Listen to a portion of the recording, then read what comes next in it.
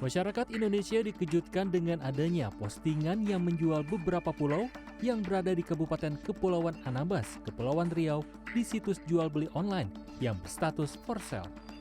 Namun penjual tidak mencantumkan harga, melainkan menyesuaikan permintaan atau price upon request.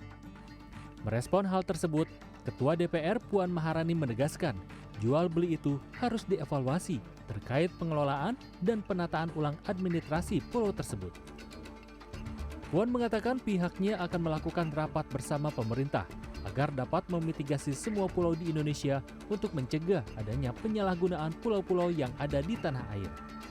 Terkait hal-hal jual beli pulau, tentu saja hal itu harus dievaluasi kembali bagaimana administrasi terkait dengan pencatatan pulau. Kami juga sudah meminta pemerintah dan berkoordinasi dengan pemerintah untuk mengevaluasi ulang pengelolaan dan menata ulang terkait administrasi pulau-pulau yang ada di Indonesia. Wakil Menteri Dalam Negeri Bima Arya turut menanggapi polemik penjualan tempat pulau di Kepulauan Anambas tersebut.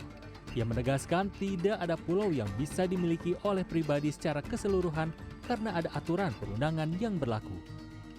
Tidak ada pulau di Republik ini yang bisa dikuasai, dimiliki oleh pribadi atau individual secara 100%. Tidak ada. Ya, karena undang-undang mengatur persentase kepemilikannya seperti apa. Nah, itu yang pertama. Yang kedua, ya tentu pencatatan kepemilikan itu kan dimiliki semuanya oleh instansi pemerintahan, dalam hal ini ATR BPN begitu. Mana yang masuk wilayah konservasi, mana yang disewa, mana dikuasai negara, dan lain-lain.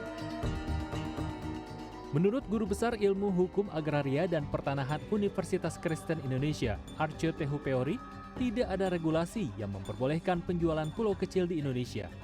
Arce menegaskan, menurut Pasal 33 Ayat 3 Undang-Undang Dasar 1945, sumber daya alam termasuk pulau kecil adalah milik negara dan pengelolanya adalah wewenang pemerintah.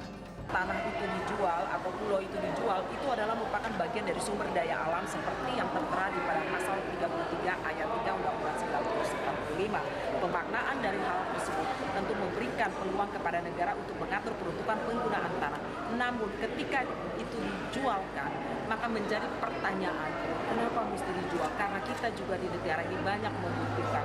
Oleh karena itu ada role model di dalam hal mengatasi hal-hal yang demikian yang dapat merugikan dari bangsa dan Arce menambahkan meski membutuhkan investasi asing untuk mengembangkan potensi wisata di pulau-pulau Indonesia, namun investasi tersebut juga harus mengedepankan kepentingan masyarakat.